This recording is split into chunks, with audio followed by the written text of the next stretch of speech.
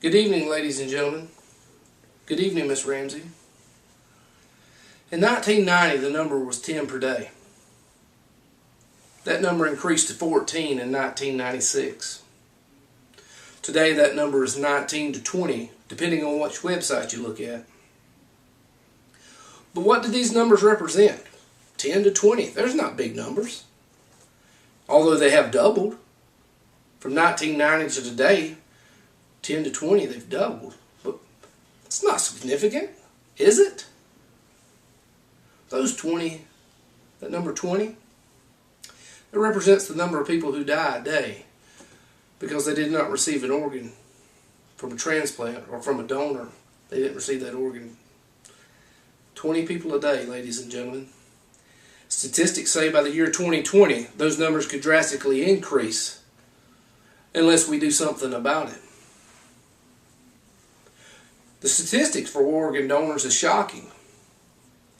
Ladies and gentlemen, Ms. Ramsey, there are 111,000 people on the waiting list tonight, waiting for someone, waiting for that kidney, that lung, liver, heart. Real people, not statistics. Here's a ray of hope for you, though. Every day, 75 people do receive that donation of an organ that they need so badly, so desperately. But there are those 20 who do not. Every 11 minutes that ticks by, someone's added to that list. Can I make a difference? Can we make a difference? Yeah, we can make a difference. We sure can. Let me give you a few statistics here. After 5 years of receiving a transplant, 69.3% of the folks that received a kidney transplant are alive and doing well. 74.9% of the recipients who receive a heart transplant are doing well also. How about this? 73.8%, almost 75% of the people who received a liver transplant are doing well. 54.4% of the lung transplant recipients are doing well. But you say, Mr. Rhodes, what can I do? What can we do? We appreciate all this information you're telling us here, but what can we do?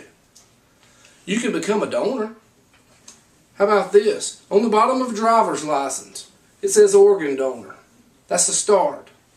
Organ donor right here. But that's not enough, ladies and gentlemen. Ms. Ramsey, that's not enough today. Hospitals are scared to death. In that time of dire emergency, in that time of need, the least thing we can think about, it's the furthest thing from our mind. We've lost a loved one in a tragic accident, or something has passed and some loved one has passed by. You need to tell your friends, you need to tell your mother, you need to tell your father. Maybe you tell your wife or your husband. And if your children are old enough, let's tell them too. Let's let them people know that, hey, if something happens to me, I want to be an organ donor. Because let me tell you, ladies and gentlemen, there's two things we're pretty certain of in the United States. And to be a little comical about it is death and taxes. We're going to die one day or another. And the Bible says we not know the hour or the time that we will be leaving from here. If we did, we could run down tomorrow and say, hey, I'm going to die tomorrow at 4 o'clock. I want to put my name on the list so I can donate my organs. I want y'all to make sure I get donated. But it doesn't work that way, ladies and gentlemen. It doesn't happen like that. It's not that easy.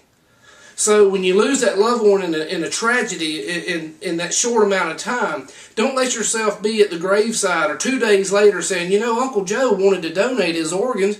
Did that happen?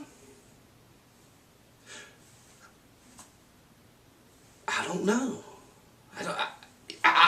He had it on his license. That's why they have a website. The government started these websites. They're building them up. TNNOD.org, www, of course, or also www.organdonor.gov or www.optn.org. Go in there. They're real fast, real simple.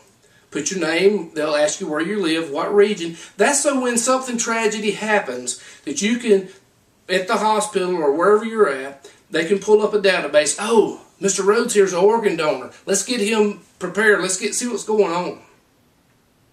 Because you're going to say, well, why should I donate my organs to I just lost my wife in a tragic car accident, or my father just died of a heart attack. Why should I donate his organs to someone I don't even know? Well, think about this. Your father's just passed away and from a massive heart attack, but there's someone in Texas that their father's laying in a bed that needs a liver transplant. What if those roles are reversed? What if you're the one in that hospital room and your father's laying there waiting day by day patiently for that liver transplant, and then all of a sudden here comes in the doctor and says, hey guys, I've got great news. I've got great news. Listen, there's someone that has deceased very unexpectedly in the little town of Bruton, Alabama from a massive heart attack, but their liver matches yours, and the next 36 hours we're going to have you alive and well, and we're going to have you going. That's awesome. Give me this little bit right here. November 2010, the waiting list made up of 45% white folks, 29% black, 18% Hispanic, 6% Asian. Doesn't have nothing to do with it. I just wanted to let you know so you knew where your category, maybe where your race stood. Nothing to do with it, because we're not going to turn down one or the other. We don't even know. I just give you an idea where they're at.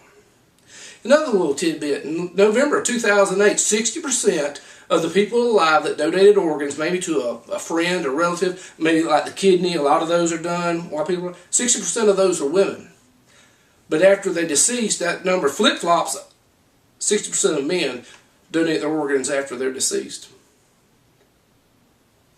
There are 86 million people on the list to donate organs, but they need you and me. Ladies and gentlemen, Miss Ramsey, it's a small token. It's not nothing that's easy. It's not nothing, but it's a commitment. It's a very small commitment. Why not let you or me be a blessing to someone the next day?